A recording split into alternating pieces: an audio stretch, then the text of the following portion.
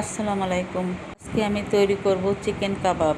বিকেলের নাস্তা হিসেবে অথবা মেহমান আসলে দিতে পারবেন, সবাই খুব পছন্দ করবে। আমি আদা রসুন দিয়ে চিকেন সিদ্ধ করে নিয়েছি, ওর একটা কাঁটা চামচ দিয়ে ছেড়ে নিয়েছি। দিয়ে দিলাম 3 পিস পাউরুটি, আলু সিদ্ধ, কাঁচামরিচ কুচি, পেঁয়াজ কুচি, ধনে পাতা কুচি, লবণ, সামান্য একটু গরম মশলার গুঁড়ো, জিরার গুঁড়ো, মরিচের গুঁড়ো ও চিকেন পাউডার। দিলাম একটা ম্যাগি স্বাদের মশলা, 1 স্লাইস লেবুর রস দিলাম বাইন্ডিংয়ের জন্যে। দিয়ে দিলাম কর্নফ্লাওয়ার, একটি ডিম দিয়ে দিলাম। লবণ একটু কম হয়েছিল, আর একটু দিয়ে দিলাম। তারপর ভালো করে মাখিয়ে গোল গোল করে শেপ দিয়ে নিলাম। আমি 2টা বানিয়ে দেখালাম।